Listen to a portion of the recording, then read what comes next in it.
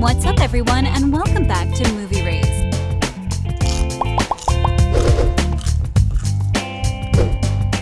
"365 Days" is based on the book by the same name, but there are definitely some differences that they didn't include in the movie. First example, well, the author has a special name for Massimo in the book. Also in the book, Laura behaves more like a spoiled brat than she does in the movie. So without any further ado, here are the 365 Days shocking differences between the movie and the books. Let's dive right into it, shall we? The man in black is more common than you think. The first thing that we'll be talking about is the name that the author, Blanka Lipińska, gave Massimo. She refers to him as the man in black all throughout the book. In fact, across all the 365 pages, the man in black is used over 120 times. And to tell you the truth, we feel kind of sad they didn't get used to this name to refer to Massimo in the movie.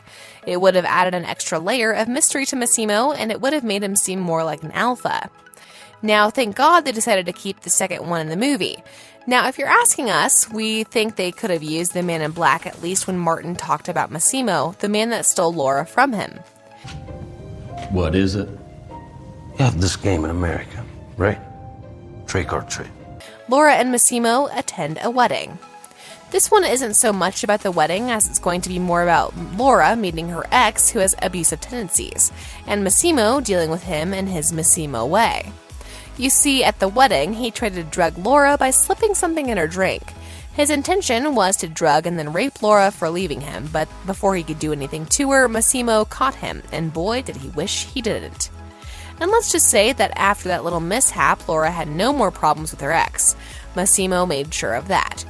We're not sure how he would have felt if they included this gruesome murder scene in the movie, but it definitely showed, in some weird and twisted way, that Massimo really did love Laura and was ready to do anything to get her out of harm's way.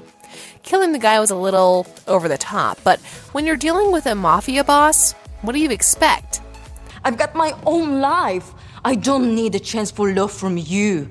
So I kindly ask you to let me out. Laura faints more often. Before we talk about Laura's passing out, don't forget to smash that like button. It keeps the almighty YouTube algorithm happy, and you keep getting those videos for free. This was a recurring problem for many of the fans. None of them liked the fact that Laura faints way too often in the books than she does in the movies. One such fan wrote on Amazon, "The fainting spells and repeatedly waking up with no memory because you got blackout drunk. Who gets blackout drunk from champagne and wine? And how many times are you going to faint? Do people really faint that much? I don't know anyone that was ever that fainted." And believe us when we tell you that he wasn't the only one who had this opinion about this detail from the book. But if you really think about it, Laura has a heart condition and she's going through kidnapping, murder, gets introduced to dangerous mafia bosses and everything in between. In reality, we'd say it's more surprising that she didn't pass out as often in the movie, because honestly, no one can take all of this and remain unaffected. I want my cell phone and laptop. Now. And something normal for dinner. Laura has more tantrums in the book. When reading the books, the first thing that many of the fans noticed is the fact that Laura acts as a spoiled brat, which is not the case when compared to the movie. For example, she's slapping Massimo for almost everything he does. Now, when she did it in the bedroom, that was really freaking hot, but it becomes a little disrespectful when you keep doing it whenever you feel like it. Also, some of the fans have noticed that Laura's attitude changes from loving and passionate to resentful and mean at the snap of the finger. And do you want to know the worst part? She loves and hates the exact same thing. Let us explain. On one page, you will read how Laura says that he's too controlling, and on the other, you will find something along the lines of, "I like it when he's controlling. It's so alpha." One of the fans described her as follows. She had random unexplained outbursts throughout the book. Hence the random cursing and screaming, was conceited, constantly remarking in her inner dialogue about how great she looked, spoiled and shallow, constant designer name dropping and ungrateful, and was, in general, not likable at all. Comfortable enough? Jak mnie tylko rozwiążesz, makaroniarzu jebany, to zrobię ci taką jazdę. English, please. Laura survives. This is more of a spoiler than it is a difference, but we learned it from the books.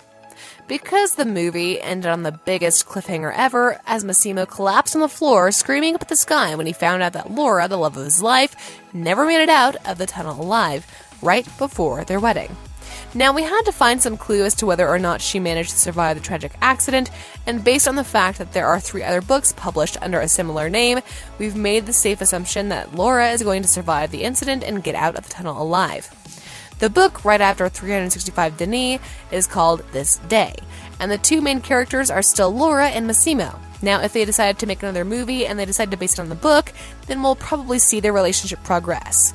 Speaking of which... Laura?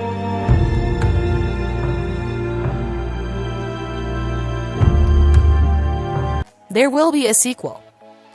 As we've already said, 365 Days is a trilogy of books, and since the first movie was well received by the target audience, it's very likely that they will continue making sequels, and probably even make a 3rd movie based on the 3rd book, another 365 Days.